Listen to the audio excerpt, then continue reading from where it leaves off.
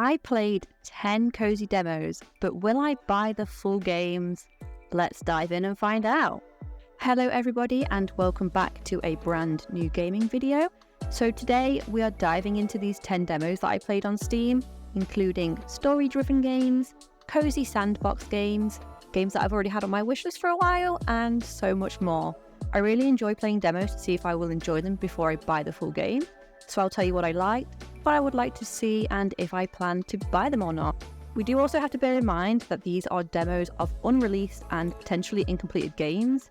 So I am looking more at if I personally enjoy them as a gaming style above all else. So first up we have Tiny Glade. This is a game that I've already had on my wishlist for a while, so as soon as I saw that a demo was available, I just had to try it. Tiny Glade is a sandbox style building game where you can make small diorama style buildings with a really cozy vibe and relaxing music. I really appreciated the creative freedom that this game gave me, and I've actually ended up playing the demo a few times already, as I feel like I keep finding new things to do and the possibilities feel endless. So to say that this is an incomplete game and only a few tools are available, it does already feel really fleshed out, and I'm excited to see what will be added in the future. So every time that you load a new game, it does randomize what is already on the lot for you to either be inspired by or delete to start fresh. In terms of what can already be done, you can build walls, add a square or round structure, play with these to change the height, size and roof, make platforms or stairs, add windows, paths and doors, add flowers and rock formations, and combinations of certain elements will also create new features. You can combine these features to make fun little landscapes and architecture however you would want to. You can also change the time of day, take aesthetic photos, pet the sheep, and it looks like in full release, extra seasons will be added, as well as extra space around the lot. If you're a fan of the building aspects in games, then I think you will really enjoy this. This game is 100% staying on my wishlist, and I will be buying it as soon as it releases. Next up, we have Tavern Manager Simulator. I'm not gonna lie, this is not the type of game I usually reach for, but the medieval art style is what drew me in. This game is exactly what it says on the tin. A tavern simulator. You acquire a tavern to repair, upgrade, decorate, and most importantly, serve customers it. I was unsure about this game at first, but I quickly found it does have a charm to it. I think I racked up around 2 hours while playing the demo, and I really enjoyed the pacing and the art style in this game. It's one of those games where your brain constantly has to be engaged, as you have to keep on top of ordering supplies, cleaning, pouring drinks, serving customers, engaging with them and making sure that they are happy, growing the reputation, making sure you have enough furniture, and make enough money to upgrade the tavern to continue to grow the money pot. Yeah, sounds like a lot. After the demo upgrades run out, I was able to keep playing, but after a while I did feel my attention span wane, and without new things to do, I did grow bored. In the trailer, it does look like they will let you upgrade until it's looking quite fancy, so I think when it releases and there is more to do and more upgrading available, I will be able to stay engaged with the game, but the replayability probably won't be there for me. I did wishlist this one, but ultimately I think it will depend on the cost of the game before I decide on if I purchase it or not. Starlet Stories is another cozy sandbox style game with an idle aspect to it, but this time it's a campsite and you do earn coins to continue building and adding to the scenery. But this game does have a super cozy vibe and does feel really unique. I love the art style, the colouring and the ambience of it. In this game, you can place down campfires to attract hikers who generate money. You can also place items such as cabins, tents, fencing paths and a few other bits to generate even more income.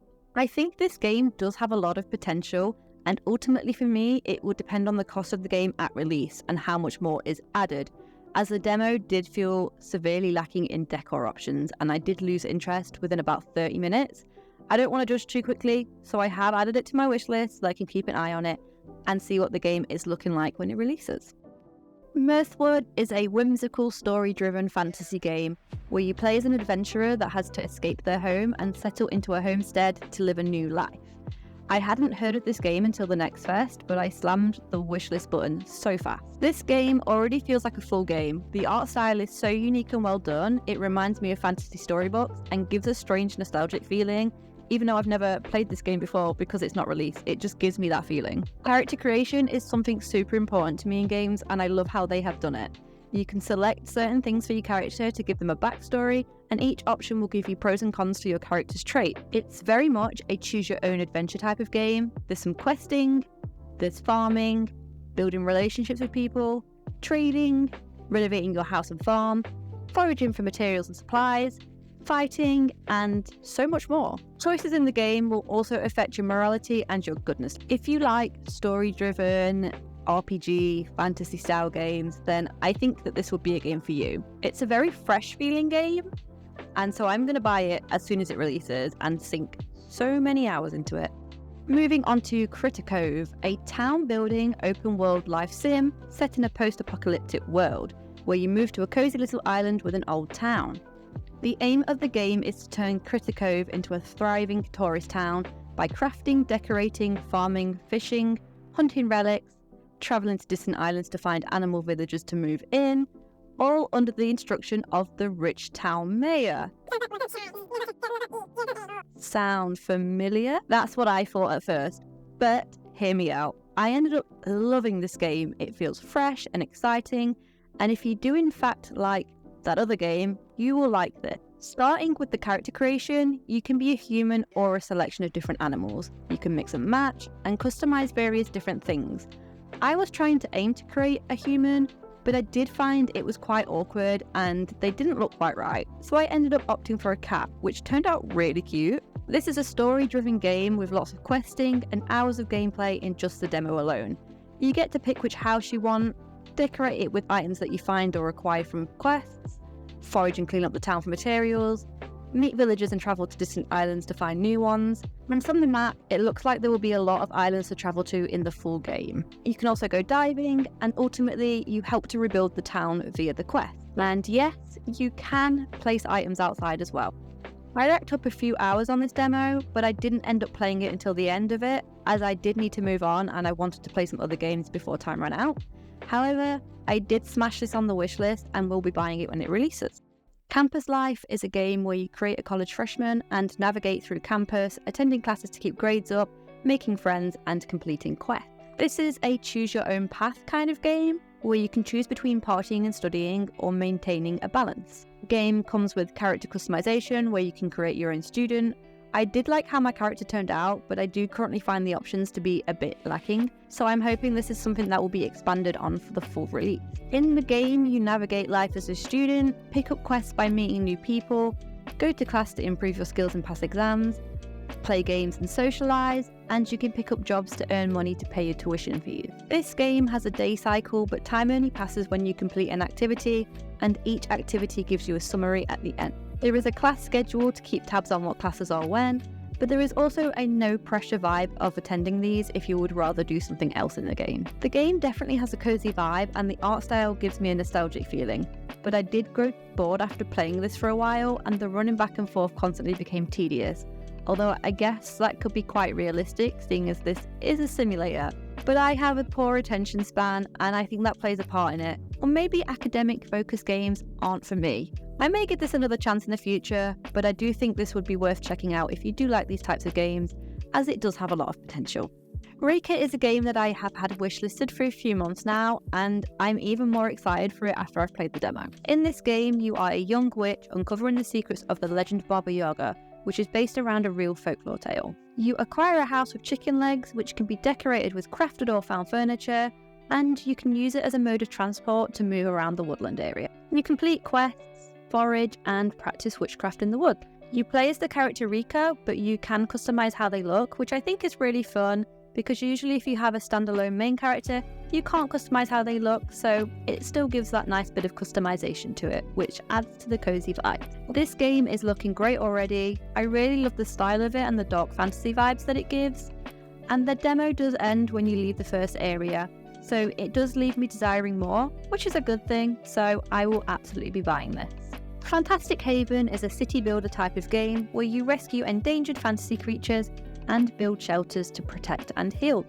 You can explore new regions to uncover new characters and quests, build lots of different buildings, and use research points to find new buildings, upgrades, and other things that will help you to progress. I think the game is charming and cute, but it is the type of game that just stresses me out more than anything. The creatures kept escaping and I couldn't get them to stay in their areas. My golems that run everything kept breaking, so things were just shutting down really fast. And I just, like I say, I got stressed, so I quickly put this one down. For this reason, I will not be buying this game, but if you do like this type of game, I think you could still like it, as it does have that cozy vibe to it. In Garden Witchlife, you acquire a new farm in a whimsical town after losing your alchemy job. This has an ultimate cozy, easygoing vibe. You can quest, cook, explore the town, farm, decorate, sell your goods to make money, and so much more. Character creation is not too in-depth, but it really is cute as it is. I couldn't decide between pastel vibes or goth vibes, but ultimately I settled on this super cute cat hoodie.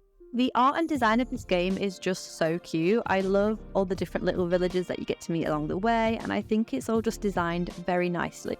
I didn't get a chance to play this one for long or to finish the demo, but I fell in love with it instantly from my brief play, and I will 100% be buying this one when it releases. It just has that really cozy, whimsy vibe that I love, and I just can't wait to see how much more this has to offer once it does release. Last but not least, we have Just Crow Things. This game is super goofy if you're looking for something really unserious. You play as a little crow and complete quests for animal friends, steal little trinkets, poop and dive on humans, and just cause absolute mayhem. You can customize your little crow with accessories that you unlock along the way and collect points. This game has a leveling system where you collect so many points to finish a level before moving on to the next one. I caused so much chaos in this game and got a good hour of entertainment out of the demo. But I did eventually lose interest, so I'm probably not going to end up buying this one. But if you're looking for something goofy, then this one is for you. And those are all the games that I played. Let me know what you think, if there's any that you are interested in getting, and let me know if there's any cozy games that I missed that you would recommend. I would love to hear all about it, so just drop any comments down below. And thank you so much for watching. I hope you enjoyed this video, and I will see you in the next one. Bye!